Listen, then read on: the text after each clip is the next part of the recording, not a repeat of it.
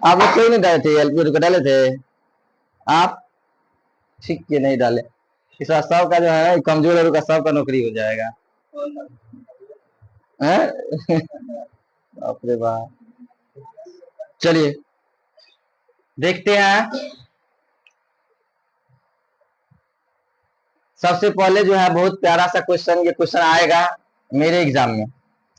Operation Indravati के बारे में कितना बार मैं बोल चुका हूं, याद भी करवा चुका हूं कि ऑपरेशन इंद्रावती क्या है। ऑपरेशन इंद्रावती जो है ये भारत सरकार के द्वारा, हाइती एक देश है, इसी हाइती देश में जो है ऑपरेशन इंद्रावती चलाया गया है। ठीक है। हाइती में देखिएगा तो एक लंबे समय से यहाँ पर राजनीतिक संकट और मानवीय संकट जो है ना चल रहा है, जिसके कारण क्या है वहां पर जो बलशाली शक्तिशाली जो गुंडा गिरोह सब है वो क्या कर रहा है, दिन दहाड़े जो है लोगों को लूटपाट कर रहा है, उसके बाद जो है लोगों का मर्डर कर दे रहा है। तो यहाँ पर जो है मानवीय संकट की जो है घरेलू संकट उत्पन्न हो गई है हाइती में। यह एक अफ्रीकन कंट्री है।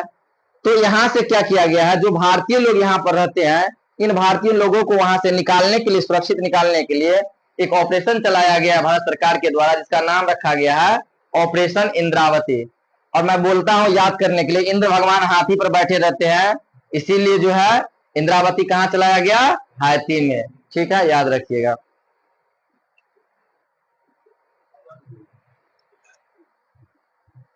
आप कोई बात नहीं, देखने वाला देख लेगा। इधर देखिए आईबीसीए, आई छोड़ दीजिए ना, इधर देखिए ना। आईबीसीए क्या है, इंटरनेशनल बिग कैट अलायंस होता है। ए से होता है इंटरनेशनल, बी से होता है बिग, सी से कैट, ए से अलायंस। ये भी कितना बार बता चुके हैं। इंटरनेशनल बिग कैट अलायंस जो है ये भारत सरकार के द्वारा जो है स्टार्ट किया गया है, जिसमें क्या किया जाएगा, जो बिल्ली की जो बड़ी बड़ी बिल्ली, जो बिल्ली की 7 बड़ी प्रजातियों को संरक्षण प्रदान करने हेतु जो है ये प्रारंभ किया गया है, जिसमें आपको बिल्ली की 7 बिल्ली जैसे दिखने वाली 7 गो जानवर है। जैसे आप देखते होंगे प्रोजेक्ट टाइगर लाया गया था, टाइगर के संरक्षण हेतु।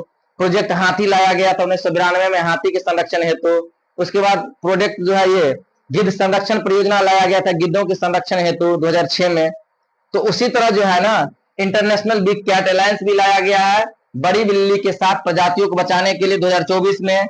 इस 7 बड़ी बिल्ली में जो है आपको बाघ आ जाता है, जो खूंखार जानवर है सबको देख लीजिए बाघ जैसे। बाघ, शेर, चीता, तेंदुआ, हिम तेंदुआ, प्यूमा और जगुआर, इन 7 को जो है इसमें शामिल किया गया है। और ये क्वेश्चन आ गया है यूपी एसएससी के वीडियो एग्जाम में पूछ चुका है। अब आभारी है अपना लोग एग्जाम का। अभी देखिए ये क्वेश्चन आ सकता है कि सीबीएसई के अध्यक्ष कौन है, चेयरमैन कौन बने हैं, तो राहुल सिंह बने हैं। इससे पहले थी निधि छिब्बर। ठीक है, निधि छिब्बर थी, ये हट गई है।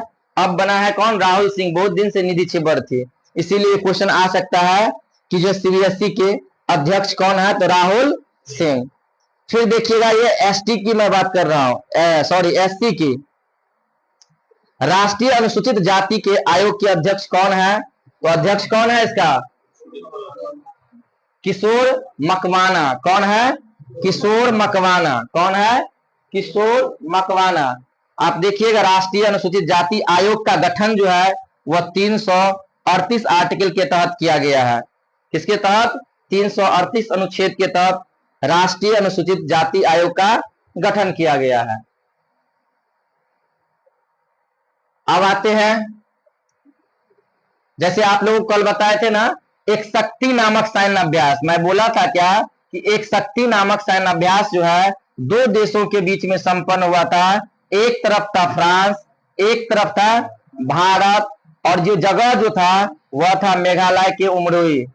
ठीक है, लेकिन अभी जो बता रहे हैं देखिए, तीनों सेनाओं, भारत का जो 3 गो सेना होता है, जल सेना, थल सेना और वायु सेना जो होता है, इन तीनों सेनाओं का जो है संयुक्त अभ्यास जो है जिसका नाम रखा गया है भारत शक्ति।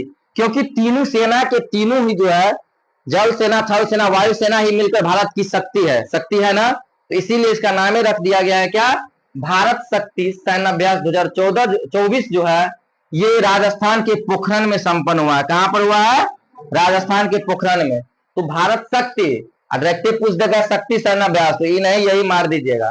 शक्ति है भारत और फ्रांस के बीच में मेघालय में संपन्न, और तीनों सेनाओं का सैन्य अभ्यास कहेगा जिसका नाम रखा गया है भारत शक्ति, क्योंकि भारत का तीनों शक्ति है।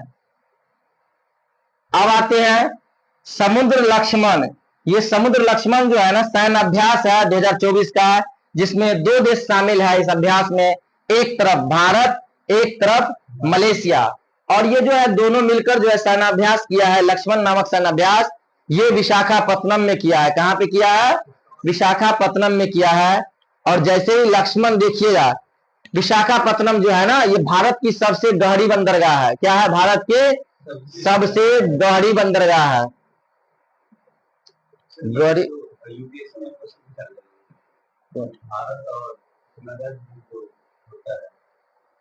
हाँ, मित्र शक्ति पूछा था कितने बार ने, बहुत क्वेश्चन सब करवाए हैं। चलिए, ये कहाँ थे हम? विशाखापत्तनम। तो विशाखापत्तनम सबसे गहरी है। आप देखिएगा ना कि लक्ष्मण जी जैसे ही आप रामायण को देखे हैं, उसमें देखिएगा जैसे ही शूर्पणखा आती है हमसे शादी करिएगा, तो लक्ष्मण जी बहुत गहराई में सोचते हैं कोई चीज को, भैया वो राक्षस होगा, मत जाइए उसका शिकार करने के लिए, मृग मारीच का। तो याद रखिएगा कि लक्ष्मण तो गहरा से थोड़ा सोचिए, गहरा हमेशा सोचते रहता था। याद रहेगा कि विशाखापत्तनम में आयोजन हुआ था। चलिए, ताज महोत्सव देखिए, ताज महोत्सव, ताजमहल कहाँ पे है? आगरा में। तो ताज महोत्सव कहाँ पे होगा? आगरा में होगा, यूपी के आगरा में। अब देखते हैं यहाँ पे भूटान, जैसे अपना लोग का भूटान हो गया, नेपाल हो गया, बांग्लादेश हुआ, म्यांमार हुआ, तो इन सब जगहों पर क्या होता है ना, भारत का संबंध जो है अच्छा रहता है। और उसी पड़ोसी के साथ अच्छा रखना भी चाहिए। गाँव में देखिए, अड़ोसी पड़ोसी के साथ जितना अच्छा व्यवहार रहेगा उतना फलिएगा फूलिएगा, ठीक ठाक रहता है, झगड़ा मोल नहीं लेना चाहिए। उसी तरह देखिए, भूटान के हमेशा जो है प्रधानमंत्री तो कम, वहां के जो राष्ट्रपति है, जो राजा है, वो हमेशा आते रहते हैं भारत के दौरे पर। तो देखिएगा कि भूटान के प्रधानमंत्री तसेरिंग टोब्गे, भूटान के प्रधानमंत्री कौन है? तसेरिंग टोब्गे की भारत यात्रा, भारत यात्रा, भारत के द्वारा असम की सीमा के पास निर्मित ग्लेफू मैंडफुल सिटी, ये बनाया गया है इसके द्वारा, भूटान के द्वारा। और वहां पर भारतीय प्रधानमंत्री जो है, माने वो आए, भारतीय प्रधानमंत्री जब सुना कि ग्लेफू मैंडफुल सिटी का इन्होंने निर्माण किया है, तो भारतीय प्रधानमंत्री ने इसका क्या किया? बड़ाई किया थोड़ा। जैसे ही इसका बड़ाई किया, दूसरा चीज एक और, जैसे ही देखिएगा यहाँ पर छू वाला लगा रहेगा ना कोई परियोजना में, तो समझ जाएगा कि भारत और भूटान की संयुक्त परियोजना है। ऐसे पूछा जाता है कि पुनातु परियोजना, पुनातु जल विद्युत परियोजना जो है वह किन 2 देशों की संयुक्त परियोजना है? तो याद रखिएगा, भारत और भूटान की जो है पुनातु संशु परियोजना जो है भारत और भूटान के संयुक्त परियोजनाएं हैं। और ये बार बार एग्जाम में पूछा जा रहा है। जैसे ही भूटान के प्रधानमंत्री तसेरिंग टोब्गे भारत की यात्रा पर आए, तो उसके 1 सप्ताह के अंदर में ही जो है ना, भारतीय प्रधानमंत्री नरेंद्र मोदी बोले तू हमारा इतना आया है तो हम भी तेरे यहाँ आएंगे। फिर जो है ये क्या किए कि भूटान के दौरा पर चले गए, भूटान की यात्रा पर गए। मोदी जी को भूटान के सर्वोच्च नागरिक सम्मान, जिसका नाम है order of the Druk Gyalpo, क्या नाम है? Order of the Druk Gyalpo. जैसे भारत का सर्वोच्च नागरिक सम्मान होता है, क्या होता है? भारत रत्न होता है। उसी तरह जो है यहाँ पर जो है भूटान का जो सर्वोच्च नागरिक सम्मान है, क्या नाम है उसका? Order of the Druk Gyalpo. अभी तक जो है भूटान में किसी भी, भूटान के बाहर के किसी भी व्यक्ति को जो है ये अवार्ड नहीं दिया गया था, लेकिन मोदी जी गए तो मोदी जी को जो है सर्वोच्च नागरिक सम्मान देकर जो उनको सम्मानित किया गया। इस सम्मान की घोषणा शायद हमको लगा 16-17 के आसपास ही हो गई थी, लेकिन जो है इसको दिया गया है 2024 में। जैसे ही मोदी जी को कोई सम्मान मिलता है ना, तो पूछा जाता है, बोलेगा कि order of the Duke Gyalpo जो है सम्मान जो है नागरिक सम्मान किस देश के द्वारा जो मोदी जी को प्रदान किया गया? तो भूटान। भूटान की सीमा आप थोड़ा याद रखिएगा कि भूटान की सीमा देखिएगा ना, तो चार राज्यों से लगती है, जिसमें एक आता है असम, फिर एक आता है अरुणाचल प्रदेश, सिक्किम, असम और वो पश्चिम बंगाल। तो इन चारों की सीमा जो है किससे लगती है? भूटान से लगती है। एक तो है असम, दूसरा अरुणाचल प्रदेश, तीसरा सिक्किम, चौथा पश्चिम बंगाल, याद रखिएगा। फिर देखिए, जो देश जितना खुशहाल रहता है वहां का कामकाज भी उतना अच्छा से होता है। तो कह रहा है वर्ल्ड हैप्पीनेस इंडेक्स यानी विश्व खुशहाली सूचकांक, हिंदी में हुआ आपको विश्व खुशहाली सूचकांक। विश्व खुशहाली सूचकांक में जो है पहला रैंक पर जो है फिनलैंड है। ठीक है, क्या है? फिनलैंड है। वहीं पर कहेगा क्या कि वर्ल्ड हैप्पीनेस इंडेक्स में जो है भारत का रैंक कितना है? वो है 126वां। अच्छा अच्छा फील होगा तब ये जो है वो क्या होगा? खुश रहेगा। ठीक है, तो फिनलैंड को क्या कहा जाता है? झीलों का, वेरी गुड, झीलों का देश कहा जाता है। अब आते हैं, ये क्वेश्चन आपको बीपीएससी में जरूर पूछेगा, 200% पूछेगा बीपीएससी में। यूरोपीय मुक्त व्यापार संघ, इसका नाम है यूरोपीय मुक्त व्यापार संघ। हिंदी में जो शॉर्टकट में वो बोलेंगे इफ्ता बोलेंगे। क्या बोलेंगे? इफ्ता बोलेंगे। यूरोपीय मुक्त व्यापार संघ के साथ भारत का स्वतंत्र व्यापार समझौता हुआ इफ्ता के साथ। अब जो है देखिए, यूरोपीय मुक्त व्यापार संघ में जो है जिसको कहते हैं इफ्ता कंट्री, इसमें जो है 4 देश शामिल है, नॉर्वे, आइसलैंड, लिechtenstein और स्विट्जरलैंड। नॉर्वे, आइसलैंड, लिechtenstein और स्विट्जरलैंड, इन चारों देशों से जो है भारत एक समझौता किया है, जिस समझौता का नाम है टेपा। क्या नाम है? टेपा। भारत ने यूरोपीय मुक्त व्यापार संघ के साथ, जिसमें 4 देश शामिल है, इन चारों देशों के साथ भारत ने एक व्यापारिक समझौता किया है जिसका नाम रखा गया है टेफा। क्या नाम रखा गया है? टेफा। टेफा का फुल फॉर्म होता है टी से ट्रेड, एंड ई से इकोनॉमिक्स, पी से पार्टनरशिप, ए से एग्रीमेंट। हिंदी में कहेंगे तो व्यापार एवं आर्थिक भागीदारी समझौता। पूछेगा आपको बीपीएससी में कि व्यापार एवं आर्थिक भागीदारी समझौता जो है भारत ने किस व्यापारिक संगठन से किया? तो याद रखिएगा वह इफ्ता से किया है। और अब देखिए इसमें क्या होगा, इस समझौते के तहत भारत में जो है इन चारों देश जो है मिलकर क्या करेगा? 100 अरब डॉलर का निवेश करेगा, जिससे देखिएगा तो प्रत्यक्ष तौर पर जो 10 लाख नौकरियां मिलेगी, यानी रोजगार सृजन होगा। इसमें जो है 100 अरब डॉलर जो है एक ही बार में नहीं दिया जाएगा, निवेश किया जाएगा। पहले किया जाएगा 50 अरब डॉलर, उसके बाद फिर किया जाएगा 50 अरब डॉलर। सबसे ज्यादा लगभग 100 अरब डॉलर में से सबसे ज्यादा जो समझौता हुआ है वह हुआ है आपको स्विट्जरलैंड के साथ। 90% समझौता इन समझौते के तहत जो हुआ है ये स्विट्जरलैंड से हुआ है।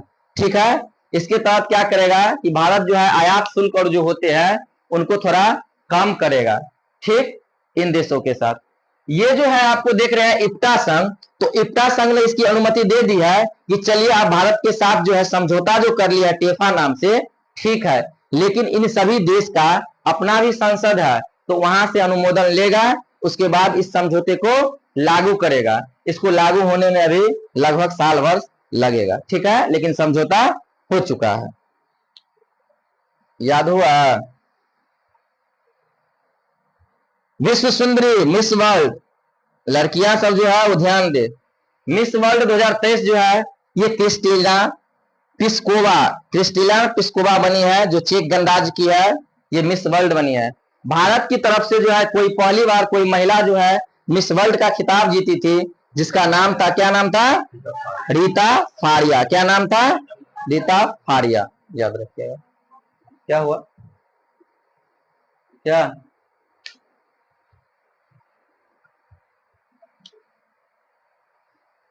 चलिए इधर देखते हैं, WPL वुमेन प्रीमियर लीग, महिला जो महिला वाला IPL जो कहते हैं वही है ये। इसके विजेता जो बने हैं ये बने हैं RCB, रॉयल चैलेंजर्स बेंगलोर। इसके जो कैप्टन कौन थे? स्मृति मंदना। और देखिएगा उप विजेता जिसको ये हराया है RCB, वह है दिल्ली कैपिटल्स है, जिसके जो है मेग लेनिंग जो है क्या है इसके कैप्टन है। और जो है मेग लेनिंग कहाँ के हैं? ऑस्ट्रेलिया के हैं। अब देखिएगा बताए थे कि आईपीएल के स्टार्ट कब हुए थे? 2008 में। कौन जीता था? राजस्थान रॉयल्स जीता था। और बोले थे जो जीतता है ना, जैसे अभी जो जीता है, अभी कौन जीता है? KKR जीता है। हराया है किसको? हैदराबाद को। कितना रन बनाया था हैदराबाद? 113 रन बनाया था। तो देखिए आईपीएल में पुरुष टीम में जो है जो विजेता हो जाता है उसको कितना करोड़? 20 करोड़। और जो विजेता होता है उसको 12.5 करोड़, बोले तो लगभग 13 करोड़ के आसपास रुपया मिलता है। कितना अंतर है। यहाँ पर देखिए जो विजेता है उसको 6 करोड़ और जो उपविजेता है उसको 3 करोड़। तो इसीलिए जो है बीपीएससी में जो है क्वेश्चन आया था कि भारत का ऐसा माने पूरी दुनिया का ऐसा कौन सा देश है जो पुरुष खिलाड़ी के बराबर क्रिकेट में महिला खिलाड़ी को पेमेंट देना स्टार्ट किया है। तो वो किया है आपको न्यूजीलैंड। और भारत के तर्ज पर दूसरा जो देश बना है वो बना है भारत। ठीक है, क्रिकेट में पुरुष खिलाड़ी के बराबर महिला खिलाड़ी को भी पेमेंट देता है। जितना पुरुष को उतना महिला को। ये तो खेल है ना, पूरा के लिए दिया जाता है विजेता को। चलिए, बीसीसीआई ने ऐसा किया था। तो WPL देख लीजिए, विजेता आरसीबी स्मृति मंदना कैप्टन, और जो उप विजेता दिल्ली कैपिटल्स मेग लैनिंग।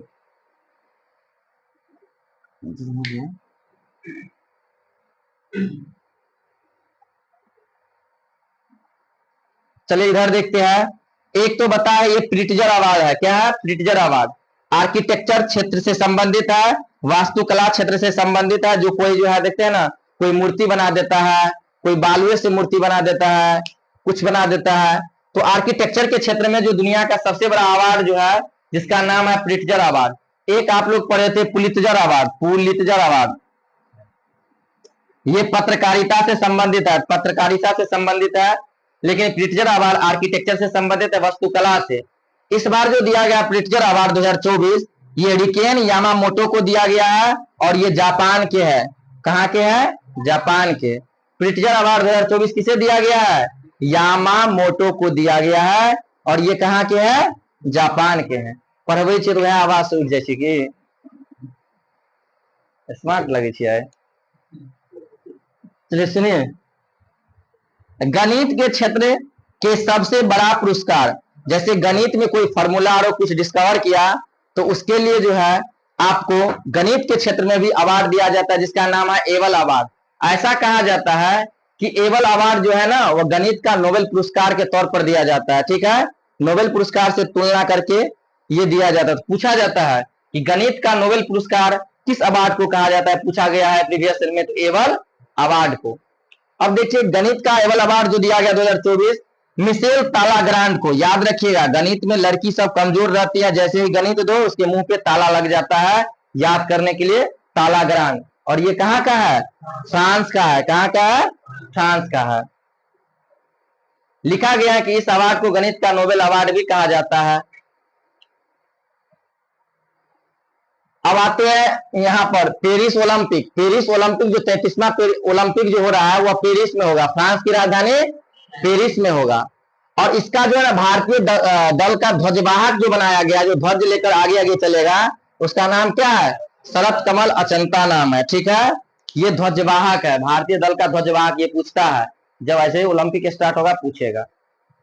अब देखिएगा आप यहाँ पर है हॉफमैन कप। ये हॉफमैन कप का संबंध टेनिस से है। ये पेरिस में हो रहा है आपको ओलंपिक, और साथ ही साथ हॉफमैन कप भी होता है पेरिस में। लेकिन दोनों का जो है ना डेट मिल रहा है, इसीलिए ये हॉफमैन कप को कैंसिल कर दिया गया है। तो ये चर्चा का विषय बना हुआ है। तो पूछ सकता है कि हॉफमैन कप का संबंध किस खेल से है, तो टेनिस से है। थोड़ा 1 मिनट आप लोग पढ़िए, थोड़ा बैठ जाते हैं।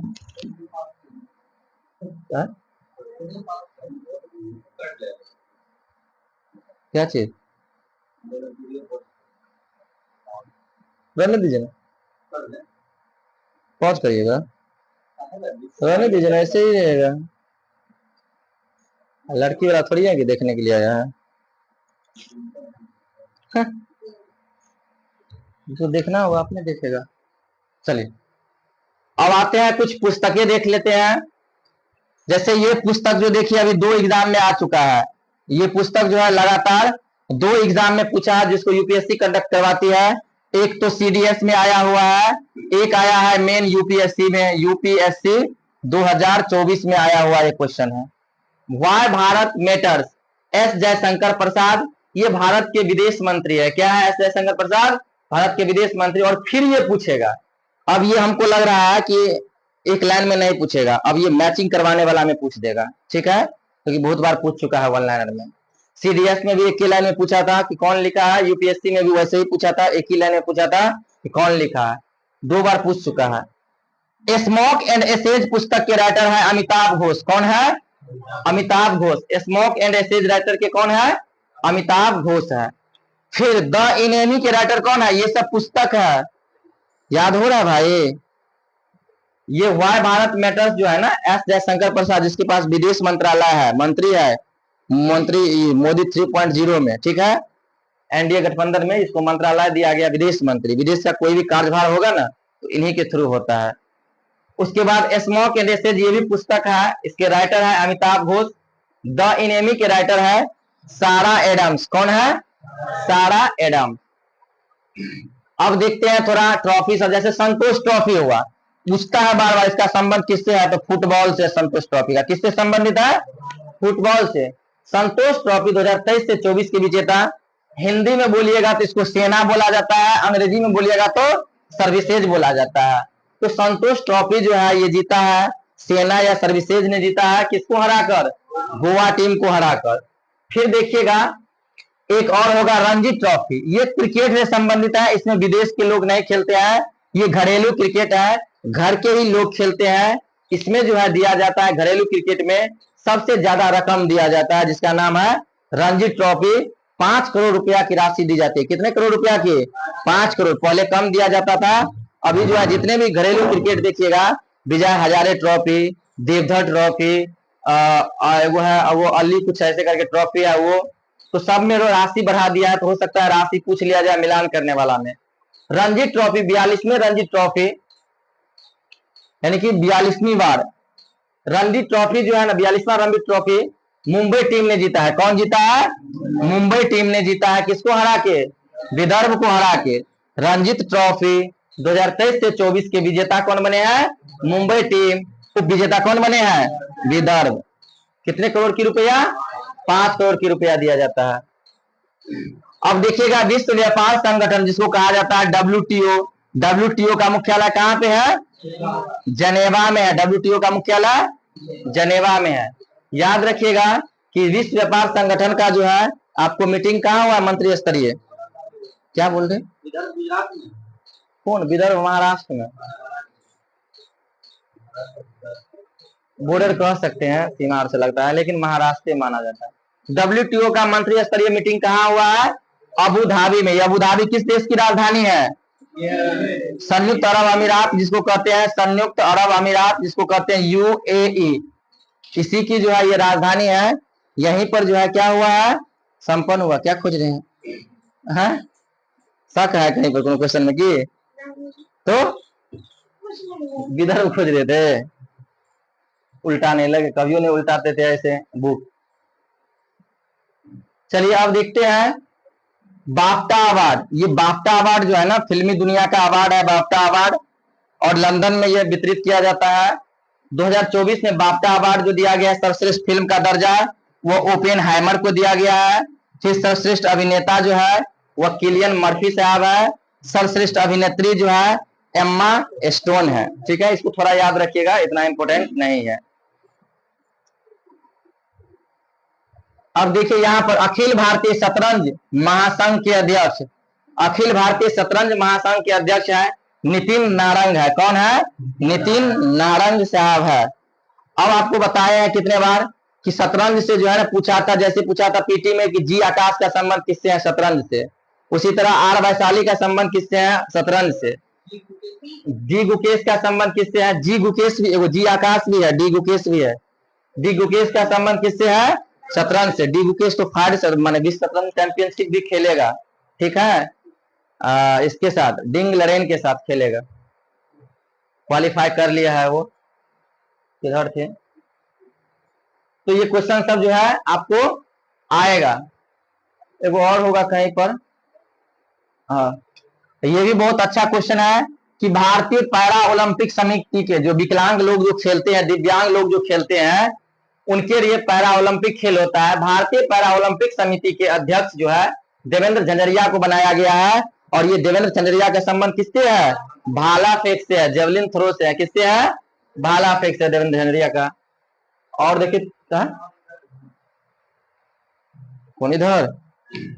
भारतीय बैंक संघ के अध्यक्ष कौन है? एमबी राव है। भारतीय बैंक संघ के अध्यक्ष एमबी राव। ये भारतीय बैंक संघ क्या होता है? तो कोई भी जो है भारत के वाणिज्यिक बैंक या चाहे निजी बैंक, सरकारी बैंक या कोई भी विदेशी बैंक भारत में है, इन सभी का जो है ना ये प्रतिनिधित्व करता है। वही संगठन है, कौन है? भारतीय बैंक संघ। एक संगठन है इन बैंकों का। अब तो नहीं कोई है, एगो कहीं ना कहीं ना ना, ठीक है ठीक, ये सब तो बता देते ही बता दे रहे हैं। चलिए इधर देखिए, 24 मार्च को क्या मनाया जाता है? विश्व क्षय रोग दिवस मनाया जाता है, टीबी दिवस। क्या मनाया जाता है? टीबी दिवस, ट्यूबरकुलोसिस, टीबी, ई टीबी नहीं, ये टीबी। अच्छा कोई बता सकते हैं टीबी के जांच के लिए वो माने टीबी से संबंधित एक जांच है जिसका नाम क्या है? टीबी गोल, वो और है अरे मर्दे एड्स का जांच है वो होता है। अरे भूल भी गए हम, कितना अच्छा याद किए। मॉन्टेक्स कुछ ऐसे करके है, मॉन्टेक्स टेस्ट ऐसे ही है नाम, बहुत अच्छा टेस्ट है वो। तो टीबी हो गया आपको। विश्व क्षय रोग दिवस 24 मार्च को मनाया जाता है।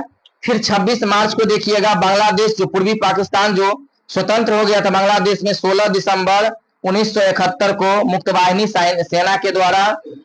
तो याद रखिए 16 दिसंबर 1971 को स्वतंत्र हुआ था।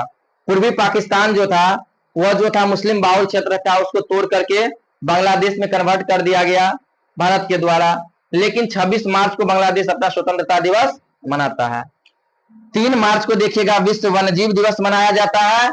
8 मार्च को अंतरराष्ट्रीय महिला, पूछता है कि अंतरराष्ट्रीय महिला कब मनाया जाता है? 8 मार्च को। फिर 12 मार्च को देखिएगा क्या हुआ? मॉरिशस की स्वतंत्रता दिवस और गणतंत्र दिवस दोनों मनाया जाता है।